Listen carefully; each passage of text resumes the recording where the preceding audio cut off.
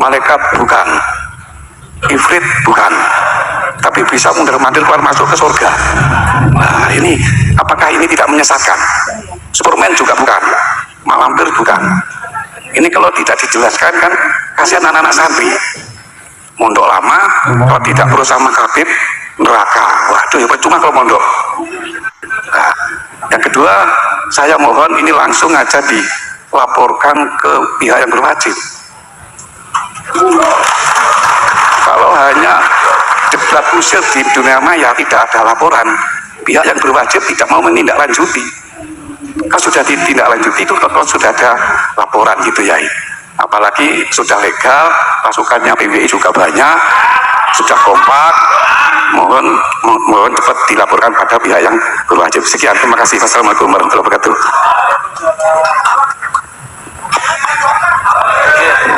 Monggo Yai mau terkait dengan siapa itu Alawi gitu ya. Monggo Yai.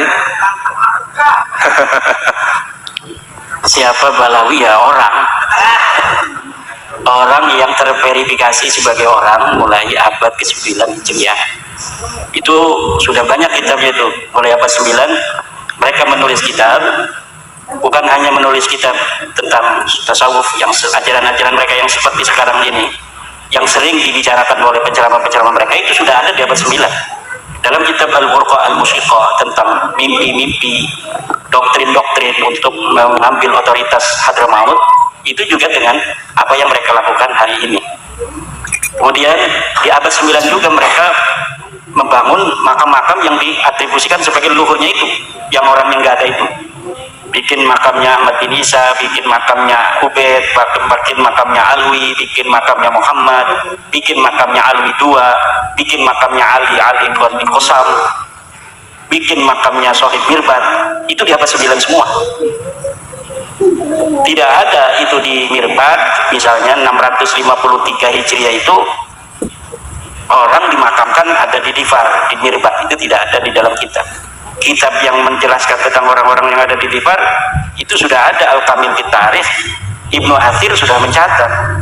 Imam Al-Qala'i yang hidup semasa dengan Sohib Mirbat, tapi Sohib Mirbat itu yang katanya guru dari Imam Qala'i tidak disebutkan, tetapi Imam Al-Qala'i disebutkan di dalam Al-Kamil fi Tarikh, disebutkan di dalam kitab Suluk fi Tabaqatil Ulama wal Muluk, disebutkan dia sebagai pembawa madzhab Syafi'i di Mirbat, itu Imam Al-Qala'i itu disebutkan. Dan tidak disebutkan dia punya guru namanya Muhammad Sohib Mirbat.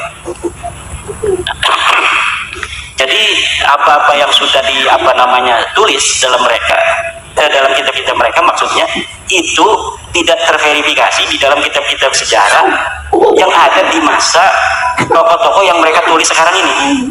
Faqih Muqaddam sebagai wali besar itu tidak ada. Faqih Muqaddam itu 650 meninggal. Itu kitab yang ada di dalam negara Yaman, Hadramaut khususnya, itu banyak disebutkan tokoh-tokoh di situ, ulama nggak ada yang bernama Faqih Muqaddam itu.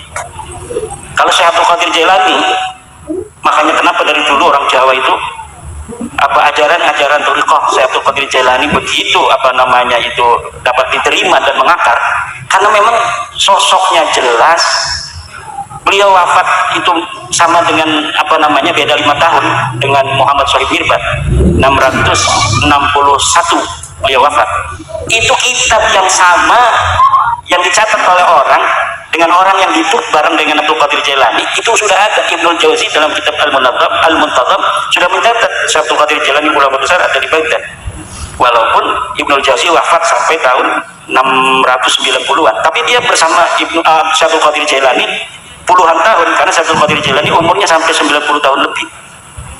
Jadi sekarang ini ada upaya pula untuk mendegradasi kepangkatan wilayah kewalian dari Syekh Abdul Qadir Jailani, bahwa Faqih Muqaddam walaupun di dunia ini pangkatnya kalah dengan Syekh Abdul Qadir Jailani, tapi di akhirat nanti Syekh Abdul Qadir Jailani jadi anak buahnya Faqih Muqaddam.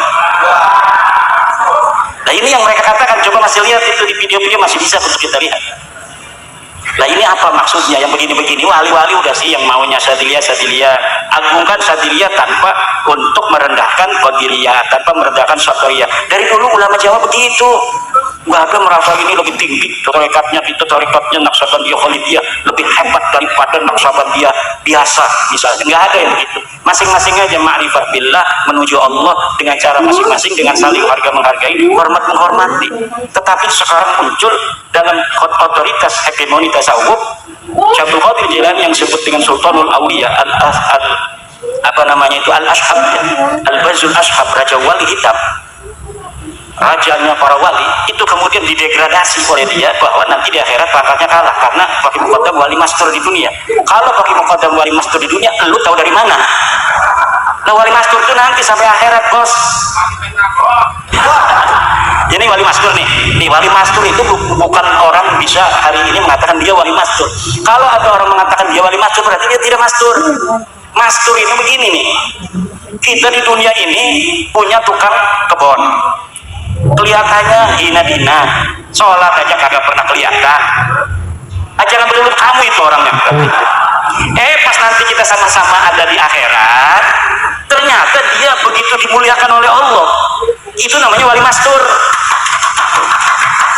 Kalau di dunia kita sudah ngomong itu wali mastur, berarti dia tidak mastur. Masturnya sing pundi. Wali mastur itu hanya ada nanti di hari kiamat, di hari akhirat. Bahwa nanti ada orang-orang yang hina-hina di dunia, dia kadang-kadang itu sholat yang nggak kelihatan, ternyata dia sholatnya apabila tidak ada orang. Ini jangan-jangan nanti yang hadir, ya saya juga begitu aja lah. Enak aja, awas. Man tasawwafa wa lam yatafaqah faqad tazandaqa. Orang yang bertasawuf dia tidak berfikih, maka dia akan jadi cindik. Nah, itu yang keluar dari hal-hal yang seperti itu namanya mastur. Dia ibadahnya luar biasa kalau tidak ada orang, istrinya aja nggak tahu. Kalau orang istrinya tahu dia ibadahnya kuat, itu belum hebat. Tapi kalau istrinya saja nganggapnya dia, kalau ada istrinya sholat biasa-biasa saja. Tapi kalau nggak ada istrinya, dia sholat nangis luar biasa. Itu hebat. Kalau ada istri nangis. Kenapa? Saya bermimpi semalam bertemu dengan waliullah. Katanya engkau akan meninggal dunia seminggu lagi, kecuali dengan satu syarat. Syaratnya apa? Kamu harus nikah lagi. Tapi saya tidak mau, wahai istriku. Saya lebih baik mati 7 hari lagi. Itulah kenapa saya nangis malam hari ini. Kata istrinya, udah nikah lagi aja nggak apa-apa. Ini actingnya kayak begitu tuh. Ada nggak yang bikin actingnya? Saya punya temen actingnya begitu. Temen apa temen? Nah itu, jadi bapak-bapak, ibu-ibu, sekarang ini wali-wali ini gampang diproyeksi. Jadi ada pembangunan karakter seorang wali untuk niat-niat tertentu, orang yang mengiklankannya untuk kepentingan klan, untuk kepentingan ekonomi dan lain sebagainya. Maka kalau ingin mencari wali, jangan di YouTube. Saya sudah berapa YouTuber yang ngomong Kiai Imaduddin waliullah. Orang yang menentangnya pada mati. Saya ketawa-ketawa aja, orang udah aja gitu. Katanya gara-gara menentang saya gitu. Nah, kalau saya mengikuti hati saya itu kepada zonnya orang-orang, itu berbahaya bagi saya. Sangat berbahaya. Nanti saya oh iya, jangan nentang. Mati loh. Jangan begitu. Itu kan wallahu a'lam bishawab, kita pun tidak tahu. Kenapa itu ada orang kok lagi wasiat mati, habis wasiat mati. Lagi kita nggak tahu. Tapi saya pribadi, walaupun youtuber waliullah itu, youtubernya waliullah pasti itu, karena dia tahu siapa waliullah. Kalau saya mengikuti, misalnya hatinya mempercayai, merespon, iya dong saya ini gimana. Lah ini itu saya ini nazaltu min hadzir rahman. Saya turun dari bagian Allah. Misal saya nggak tahu apa saya ada bagian di dalam sisi Allah atau tidak. Tapi kalau saya mengiyakan nazaltu minhu nazla. Nah, makanya kita harus hati-hati nih. Ala inna awliya Allah la khaufun alaihim wa lahum yahzanun. Ingat, kekasih-kekasih Allah, wali-walinya itu tidak punya rasa takut. Itu cirinya. Yang kedua, tidak punya rasa sedih. Takut itu tentang apa yang ada di depan. Kalau sedih tentang apa yang ada di belakang. Istrinya mati, dia masih nangis. Ya, itu jadi walinya susah. Kalau istrinya mati sekarang, besok kawin lagi, waliullah.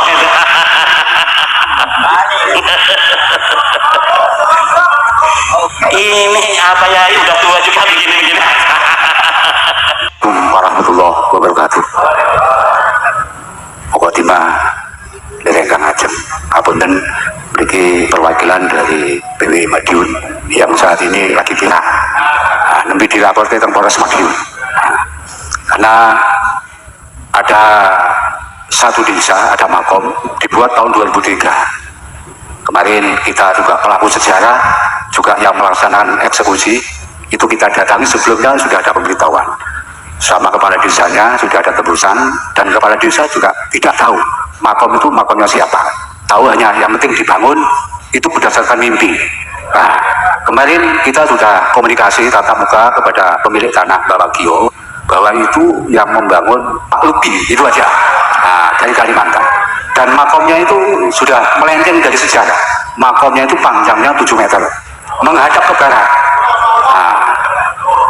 Kemarin itu ada tulisan, kemarin niatnya kita hanya menurunkan papan nama, itu namanya Syekh Maulana. Setelah dibuka maulinya ada 3 makom, itu nama di misalnya ada Habib Al Idrus sama Habib Abu Bakar, kan itu dibangun tahun 2003. Nah, katanya itu orang Kalimantan datang ke desa Mudang itu katanya ada saudaranya beberapa tahun tidak pulang, kan.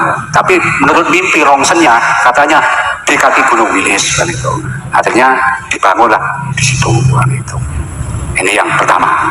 Ini hari Rabu nanti kita PWI dipanggil ke Polres karena dilaporkan pengerusakan laporannya, kan itu. Kan itu. Yang kedua, supaya nanti PWI Madiun ini Abdol, kemarin sudah deklarasi Gus Abbas datang, kami mohon nanti Yai Imat Sahasan di Madiun, kami mohon biar nanti lengkap PWI Madiun itu, biar Abdol. Nah, nanti semua suriah ranting NU sekabupaten Madiun kita undang biar tahu sejarah, karena ini PWI Madiun itu mau bilang sama Kiai Sepuh itu kan itu. Nah, nanti biar nanti yang memberi pencerahan ke Yai Imat engkang boten kan itu. Mungkin dipun jadwalaken iki. Kula suwun mungkin dengan hormat, dengan sangat mangke Yai Imat bisa sarasan di Madiun Raya. Kemarin waktu deklarasi viral itu Gus Abbas kemarin yang ngawal pasukan trail dari mulai tol sampai ke lokasi, ada pasukan trail yang ngawal. Semangat, sanggit semangatnya ini ada makam palsu dibongkar, dilaporkan. Coba kita juga prihatin saat ini, karena dekat di sini nanti kalau memang makam-makam nanti sudah betul-betul terjadi, nanti dibikin kitab. Makin nanti Habib nanti bikin kitab, oh makam sini nanti di share di Yaman sana, nanti seolah-olah bangsa Indonesia itu yang memerdekakan Habib Ramai.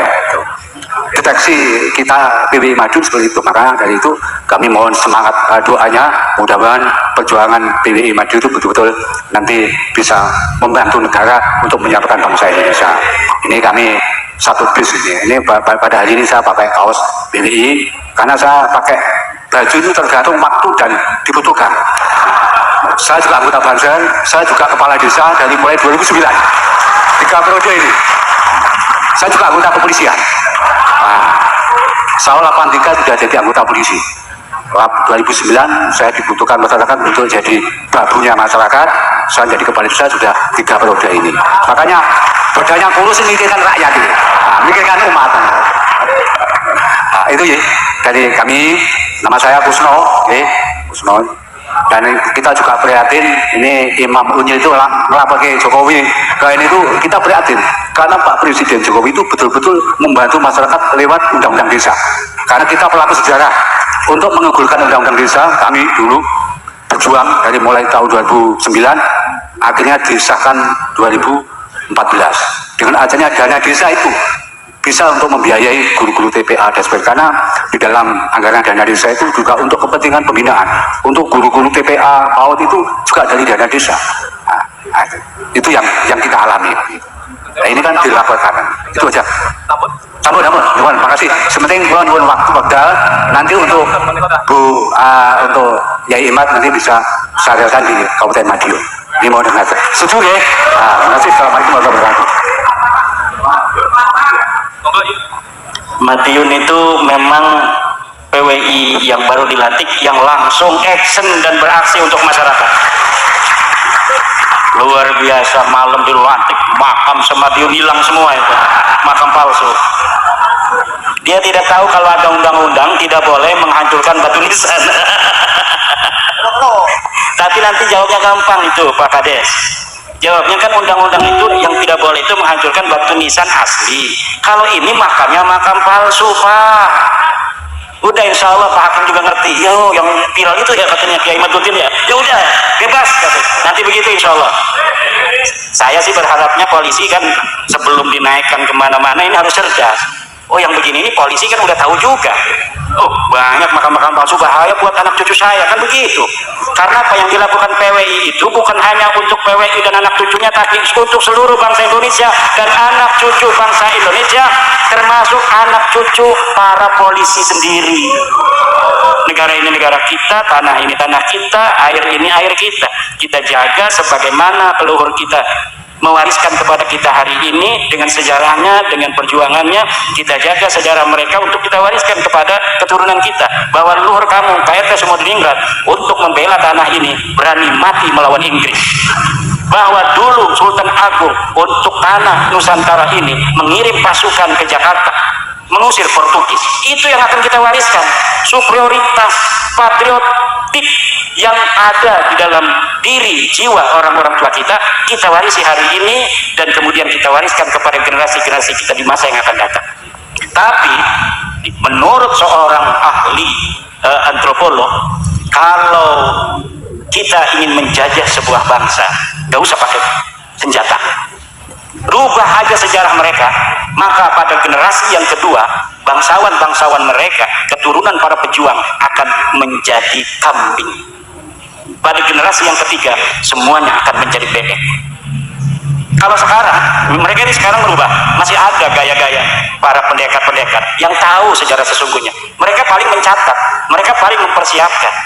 Tapi ketika lama-kelamaan dikaji oleh filolog, nyari-nyari kitab manuskrip, padahal manuskrip palsu, wah ini nih lumayan, ada sejarah baru yang tidak ada sebagaimana sejarah pada biasanya, dianggap sebuah sumber, padahal itu manipulatif, informasinya tidak ada pada masanya, kemudian bertentangan dengan manuskrip-manuskrip yang lebih tua, mukhalifatan lil usul.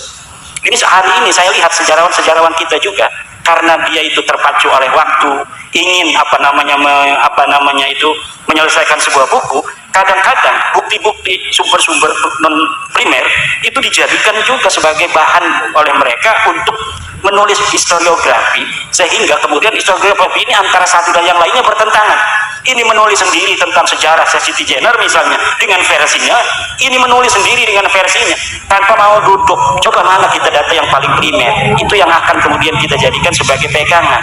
Nah masa depan nanti kita akan seperti itu. Kemudian orang yang selain daripada sejarawan-sejarawan yang tidak mempunyai niat jelek itu, kemudian ada orang nomor ketiga yang dia ingin menulis sejarah untuk kepentingan mereka, yuhibbuna ayyuhmadu bima lam yaf'alu. Tapi sebenarnya kita harus ingat di sana ada Allah.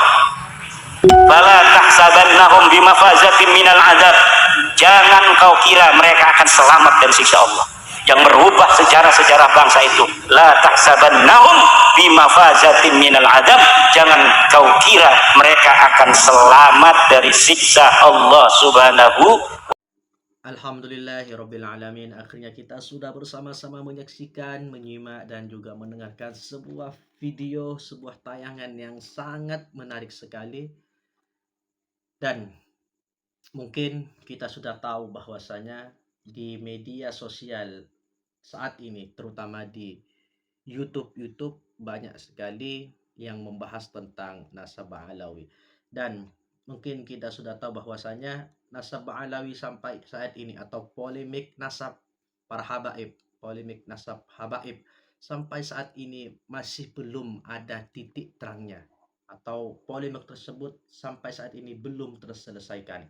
Dan kalau kita mendengarkannya video ini dari awal sampai akhir, insya Allah kita akan berada di dua posisi, ada di dua sisi, baik yang pro maupun yang kontra. Kalau kita muhibbin habaib, maka kita akan mengakui bahwasanya habaib atau Ba'alawi itu adalah cucu atau keturunan dari Rasulullah SAW. Tetapi sebaliknya, ketika kita berada di posisi penolak seperti halnya berada di posisi Kiai Imad sebagai pelopor polemik nasab ini, atau berada di posisi Haji Roma Irama, Gus Abbas, dan Manahim Ali dan sebagainya, maka kita akan mengakui juga bahwasanya Ba'alawi itu bukanlah keturunan dari Rasulullah, atau habaib yang berada di Indonesia atau yang berada di naungan Rabithah Alawiyah itu bukanlah dari keturunan Rasulullah atau bukan cucu dari Rasulullah Shallallahu Alaihi Wasallam. Jadi untuk Anda berada di posisi manakah? Apakah pro terhadap Ba'alawi atau sebaliknya kontra terhadap Ba'alawi? Silahkan tulis di kolom komentar. Ya mungkin cukup sekian video kali ini. Terima kasih yang sudah menonton video ini dari awal sampai akhir. Semoga apa yang kita lihat, apa yang kita simak, apa yang kita dengarkan mendapatkan ilmu yang barokah, ilmu yang bermanfaat, dan semoga segala hajat apapun yang kita inginkan semoga Allah kabulkan. Amin amin ya rabbal alamin. Dan untuk Anda yang baru bergabung di channel ini, jangan lupa dukung, yaitu dengan cara subscribe, di like, di komen, dan di share agar kalian tidak ketinggalan video-video terbaru dari channel ini. Dan akhirnya, wassalamualaikum warahmatullahi wabarakatuh.